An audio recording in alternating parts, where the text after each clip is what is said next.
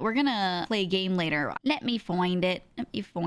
Okay, so an indie dev tweeted out. Before they tweeted, they quote retweeted this tweet. This tweet was someone saying 10 years ago, indies were exploring new grounds and AAA was making the same 3 genres over and over. Now it feels like indies are making the same 3 genres and AAA are just remastering the same 3 games over and over. Make new stuff. That's what some guy tweets out, right? He's the guy that made Thelmite, McPixel, Mosh Pit Sim, right? So he's saying like make unique stuff. So this dev quote retweets that, says make new stuff is fun advice until you have to sell your game without a target audience and you've got rent to pay. We made something new. Our game has been well rated by critics and players, but it's sold badly. We'd get more sales copying an already well established genre. I saw that and I was like, Yep.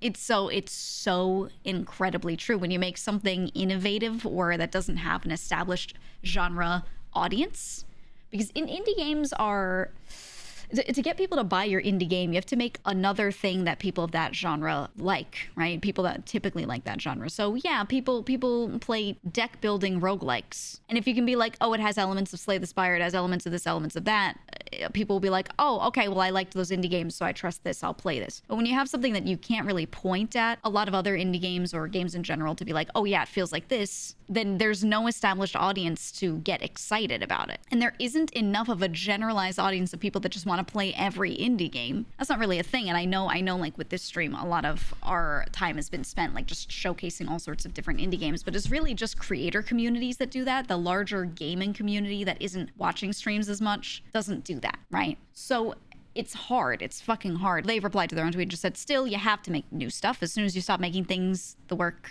or making new things, the work stops being creative. And they said, either way, my next project will definitely be more focused on, does this sell? Because making under minimum wage is embarrassing, even if it means you get to make games. And then they linked their game and said, buy Arco, it's pretty good. And I was like, no. Because they're so right. This person is living it. They're in it. They're so correct and right. But they got to make a cool game that was exactly what they wanted to make. So I said, I'll play your next game on stream within the next 7 days, 100%. Because I don't know. And the funny thing is, I was going to play this game anyway. I actually wanted to do it for an indie showcase or like an indie game gauntlet. I was already like, it was already wishlisted on Steam, you know, because I had seen the creator tweet about it already. So then seeing it release, going like, yeah, I can't wait to add this to the next gauntlet. And then seeing that dev tweet this out, I was like, oh no, right? That just made me so sad because I saw their initial tweets about their game, thought it looked unique, thought it looked interesting, thought, you know, okay, I'll at least give it like 30 minutes to an hour during an indie game gauntlet, 100%. And then before I even get to that point, they're like, yep, made a cool game, really well rated, doesn't sell though. And I was like, no.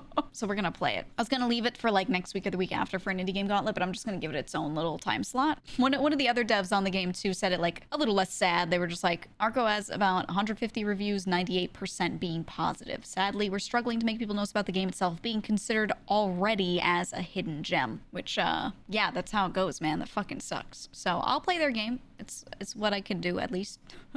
I can do that, so I will do that. Go wishlist it, even if you're not sure if you're gonna buy it yet, because wishlisting a game puts it into other people's recommendations to at least see it. So if you want to help support it and you don't want to necessarily buy it yet, you're not really sure, wishlisting still supports. So, you know, I wanted to get to it today so that it's within their marketing push kind of time, you know what I mean?